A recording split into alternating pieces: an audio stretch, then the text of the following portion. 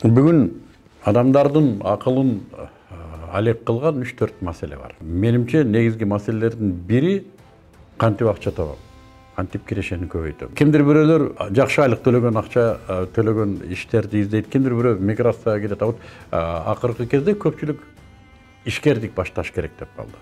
Бирок мында да бир катар көйгөйлөр бар. Кантип ишкердик баштайм, буга акча керек да дейт. Кээбилер банкка барат, кредит издейт, кээбилер карыз алат, кээбилер канча алсам, канча салсам, канча түшөт экен деп санаасы менен байып отура берет.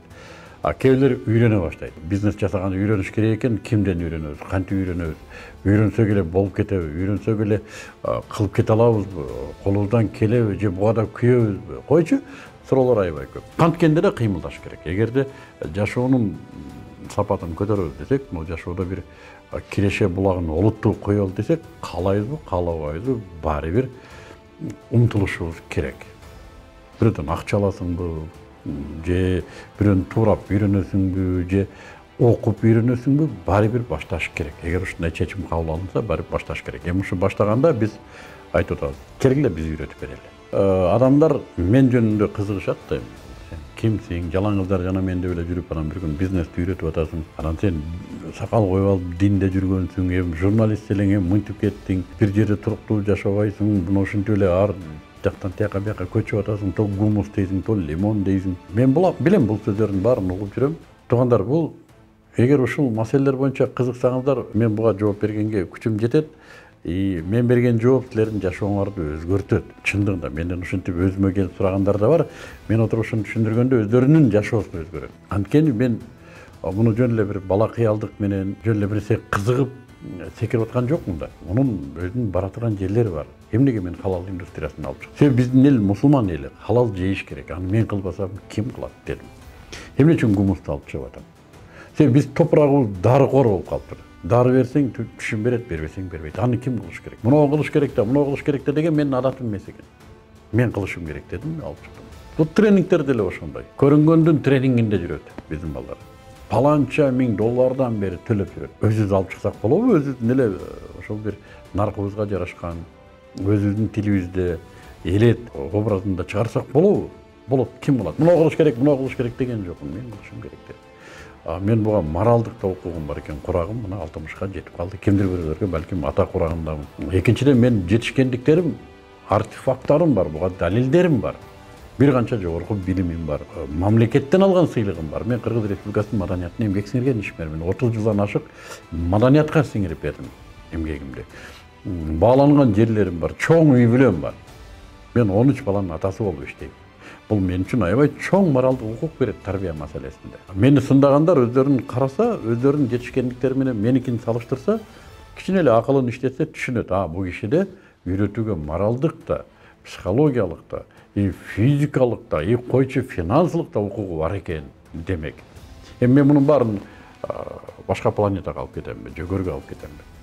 Жаштарга берейин дедим. Ошон үчүн бул кимге жакса да, жакпаса да, менин компетенциям бүгүнкү күндө Кудайга шүгүр жардам бере турган компетенция. Маселе ушунда. Кимдер мени сындап отурат, а кимдер келип менден колдонот. Маселе ушунда. Колдонуп аткандар реалдуу натыйжаларды көрүп атат. Кээ бир адамдарда ушундай менталитет бар да, өзүнүкүн баалабайт, бирөөнү баалайт. Башка бирөөлөрдүн тренерлерин баалайт, биздикилерди башкаларга. Мына Саякбай Каралаевди эмне дейт эле? Кыргыздын Гомери дейт. Момбековду кыргыздын Высоцкий дейт эле. Эмне үчүн бирөөнүн бирөөсү болуш керек? Себеби баалабайт. Кээ бир адамдар бар, баалайт. Бул бизде өзүбүздүкү дегендер да бар.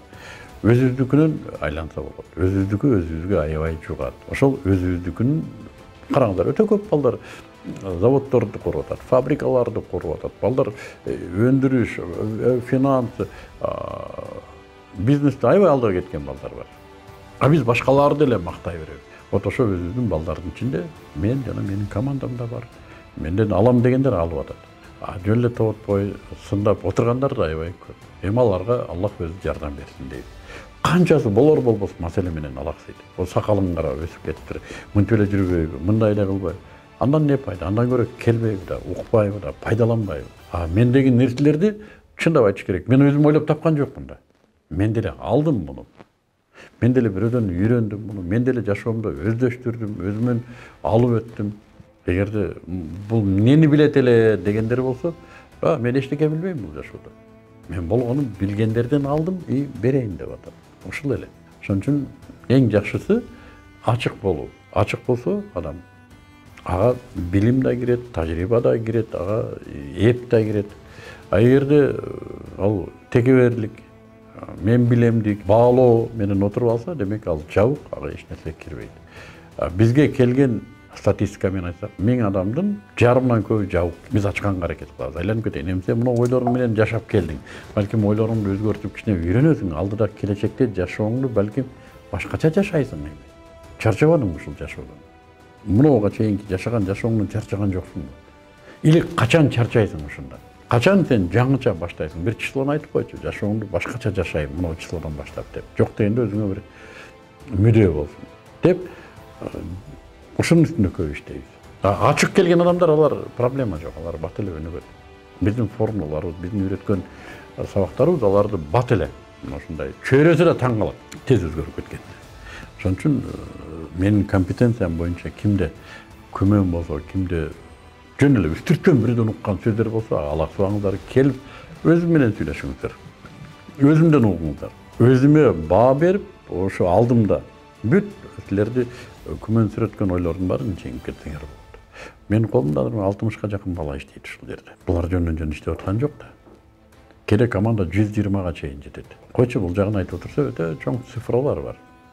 Маселе отура бериште. Келип кыймылдаш керек. Айтмакчы, 2 айдын ичинде 4 жылдан бери ушул тажрыйбабыз ишке ашып келет. 4 жылдан бери мен ар бир мен өзүм иштешем. Анткени мен өзү 10 жылдан ашык бизнесте жүрөм чындыгында. Кыргызстандагы эң таанымал бизнестердин бири меники. Бул Кыргызстан халал индустриясын өнүктүрүү борбору оңой бизнес болгон жок. Светтик рынокко диний нормадагы ишкерликти алып кирип оңой болгон жок. Элдин бардыгы билет бул маселе кандай. Мен ушул маселеде чыйыр алдым. Болгонум коомго мен өзүмдү бизнесмен катары көрсөтпөгөн үчүн элдер журналист, саясатчы деп билет окшойт. Диний ишмер деп билгендери да бар. А вот бизнесмен катары мен табиятым али тааныла элек экен да. Чындыгында билгендер да көбөйө баштады. 4 жылдан бери мен үйрөткөн балдардын бир 50-60% ишкерлик менен жүрөт. Азыр Кудайга шүгүр аябай көбөйүп калды. Болгондо да биздин команданын фишкасы биз интернеттен үйрөтүп атабыз. Дароо интернеттен. Эмнеге? Каалайбызбы, каалабайбызбы, интернет келечек болуп калды бүгүнкү күндө. Эгер ишкерлигиң бизнеске көчпөсө, демек бизнесим бар деп айтпа деп атат. Демек интернет бүгүн балким бир социалдык желе жабылышы мүмкүн, бирок ордуна 5 чыгат. 5 жабылса ордуна 15 чыгат. Койчу бүгүн интернет түзүгө эле. Интернетте жабылып кала турган болсо, ишкерлик жүргүзүү эби калат да сенде. Бул эп менен интернеттен ишкерлик кылып кеткен адам интернети жок, көзүн жумуп алып ишкерлик кылат экен. Себеби интернет аябай өстүрүп таштайт экен адамды. Бизге курак өтүп калгандар келет, мамлекеттик иште иштеп жүргөндөр келет, айлыктан чыгып келет. Койчу келип эле дит кое турган болсо, интернеттен ишкерлигин баштап кетет. Мына ушуну оңой үйрөткөн жолун биз өздөштүрүп алдык. Мен 15-16 жылдык эң кыйын бизнести түптөгөндөгү тажрыйбанын бардыгын ушуга салып атабыз. Ошон үчүн натыйжа бар. Кээ бирлер ишкерлер да бар. Мисалы үчүн бир контейнери бар же болбосо бир жерден алып келип сата турган бир жолду коюп алган, өзү чарчайт, нөрөйт, командасын иштете албайт. Кимдир бир көпчүлүгү өндүрүш менен отурат. Өндүрүш барган сайын Өзбекстандан, Кытайдан аябай оңой, арзан чыгып аткан үчүн биздикилер кыйналып аткан да бар да. Биз аларга да айтып атабыз, интернетке көчүргүлө бизнесиңерди. Бизнес бул эмне? Мен түшүнсөм, бизнес биринчи кезекте кардар менен иштөө. Кардарды тапканды үйрөнүп алсаң, нары жагында өзүң өндүрөсүңбү, бирөө өндүрөбү, маселе эмес экен. Вот кардар тапканды биз үйрөткөндү билебиз. Интернеттен кантип кардар табат. Дүйнө жүзүнө чыгып аткандар бар азыр. Ушулай Кыргызстанда өзгөнгөр үчүн Мексикага сатып, Мексикадан түшкөн акчасын Австралиядан кой алып, аны Меккеге сатып, анын акчасын Россияга которуп, андан машина алып, ошентип иштеп аткан 20-25 жаштагы кыздар бар. Жөнөкөй эле пенсиядагы кемпирлер бар бизде, окуп кеткен, Кытайдан товар алдырат, ошол эле товарды Россияга сатат. То есть ишкерликти интернетке алып чыкса бир катар проблемалары чечилет экен. Команда маселеси чечилет, интернет башка команда иштейт. Кардар чечилет, сатуу чечилет, маркетинг чечилет. Койчу бир 10-15 буга чейин чакамдай чектелген чөйрөдө иштеген ишкердин масштабы заматта интернет менен көтөрүлөт экен. Биз муну да үйрөнүп алдык. Ишкерлик барлардын ишкерлигин интернетке которуп берип. Андан кийин команда чоң проблема дегендер бар. Команда чарчатып коет. Команда түзгөндү да үйрөтөбүз. Бул да тренингтерибиз бар. Тренерлик кылам дегендерге тренинг, инфобизнеске кирем дегендерге. Анан дагы бир биз сыймыктанган мындай бир фишковый тренингтерибиздин бири мына жакында баштадык. 1 жылдык супер жыл деген интенсив марафон. Бул ишкерге да, үйдө отурганга да, айлыкта иштегенге да, койчу бардык адамдарга өнүгүү зарыл экен. Өнүгүү токтосо бардык нерсе токтойт экен. 1 жыл ичинде өзүңдү кайрадан форматын өзгөртүп жашоону, кайрадан чыңалтып, комфорт зонасынан чыгып, жаңы горизонтторго, жаңы кыйырларга секирүү үчүн 1 жылдын ичинде даярданса болот. Биз ушундай программасын түзүп чыктык. Анткени мен өзүм өмүр баянымды казып карасам, өтө көп жетишкендиктерим бар экен. Ошунун бардыгы тынымсыз өнүгүү.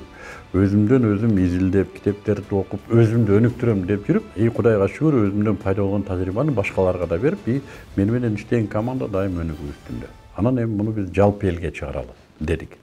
Ошондуктан биздин бүгүнкү кылып аткан ишибиз, миссиябыз өзү Кыргызстандын келечегине адамдардын өзүн тартуу. Эгер ар бир кыргызстандык, мен сөзүмө жооп берем. Жок эле дегенде, бир үйдө бирден киши дейли ишкерлик менен алектенсе, ал өзү жашап аткан үйдү да өнүктүрөт. Анын да ойлонуусун, жашоо тартибин өзгөртөт. Ишкерлер ушундай адамдар болот. Эгер биз Кыргызстанды өнүктүрөбүз десек, ар бирибиз өзүбүздү өнүктүрүшүбүз керек экен. Кыргызстанга кошкон салымыбыз өзүбүздү өнүктүрүүдөн башталат экен. Ошон үчүн биз ушул борборду алып чыктык. Ушул долбоорлор менен иштеп атабыз.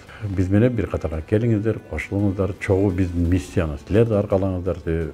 Бардыгыбыздын жерибиз бир, суубуз бир, сөзүбүз бир, келечегибиз бир. Чогуу болсок, оңоюраак өнүгөбүз. Мен изилдейм дегендерге, же болбосо маалымат алып турайын дегендерге, койчу ишул мен айтып аткан сөздөргө маани бергендерге мен бүт барактарыма жазылсаңар болот. Инстаграмда мен 2 аккаунтта чыгам. Азыр 3 аккаунт болуп калды. Үчөөсүндө тең тыгыз маалымат. YouTube 2 каналда тыгыз маалымат. Telegram канал бар. Тиги Одноклассник, TikTok азыр кете баштады. Ушулардын бардыгында мен бир күндө 3-4 пост чыгартып атам. Ушунун бардыгы аябай тыгыз маалымат. Жок дегенде ошол жактан да пайда тапсаңар болот. Жазылып койгула, аяктан пайдаланып тургула.